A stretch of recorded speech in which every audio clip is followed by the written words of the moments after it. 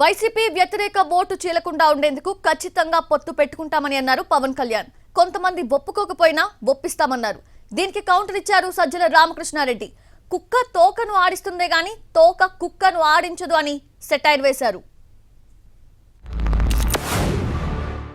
ఖచ్చితంగా అలయన్సెస్ పెట్టుకుంటాం, మాట్లాడతాం, ఒప్పిస్తాం. కొన్నిసార్లు కొంతమంది ఒప్పుకోకపోవచ్చు, ఫ్యాక్ట్స్ అండ్ ఫిగర్స్ చూపించి ఒప్పిస్తాం. ఆ దృష్టిలో భాగంగానే ఆ మాటల్లో భాగంగానే చెప్పాం.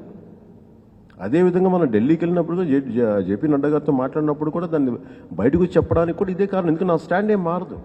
తోక కుక్కను అయితే ఆడించలేదు కదా, కుక్క తోకను ఆడిస్తుంది. కానీ మరి ఆ మాత్రం కూడా ఇది ఉందో లేదో నాకు తెలియదు. ఆయనకు ఆలోచన వచ్చిందో లేదో తెలియదు. తనకు తాను ఏదైతే ఊహించుకున్న ప్రపంచంలో ఉంటాడు కాబట్టి ఆయన అందరినీ కన్విన్స్ చేసి తీసుకొస్తాను అనుకుంటే మంచిదే, అభ్యంతరం లేదు.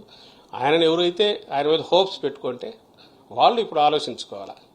ఈ వ్యక్తిని పవన్ కళ్యాణ్ నమ్ముకొని మేము ఎక్కడికి పోవాలి, ఈయన మీద ఆశలు పెట్టుకొని ఎవరిని గెలిపించాలి, మళ్ళీ ఈయన నమ్ముకొని ఈయన వెంబడిపోయి చంద్రబాబును కుర్చీలో కూర్చోబెట్టాలన్నా వద్దా అని వాళ్ళు ఆలోచించుకోవాలి.